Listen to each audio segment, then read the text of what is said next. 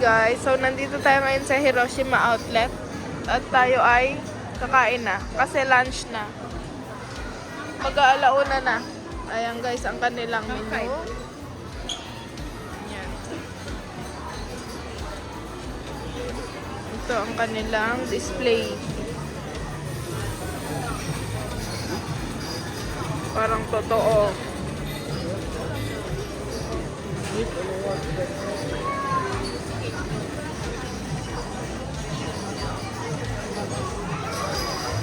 Dito tayo kakain guys.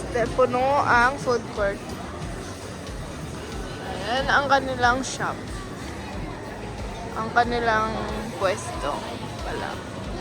Dito yan sa harap ng McDonald's.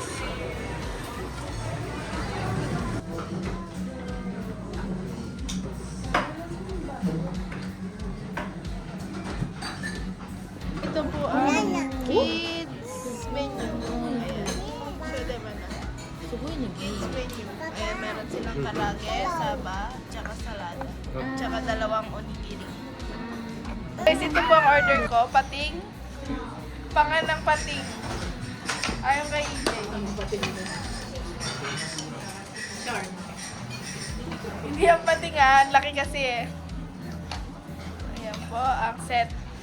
Magkano to? 1,750 na ganyan. Meron silang, ayan, tempo-tempo na. Yung sa'yo pa, magkano? 1.5?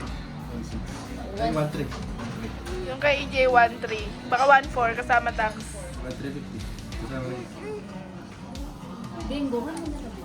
Yung kilalayo sa 800 siguro. 870. Ang mga order, ayan, nagkamali ako ng pinto. May nadagdag ko.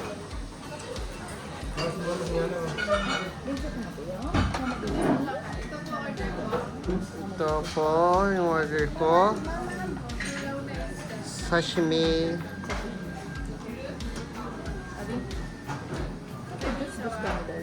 Ay, may shawa. Karage. Ito po yung mali. Ayan po, kainan na ang mga person.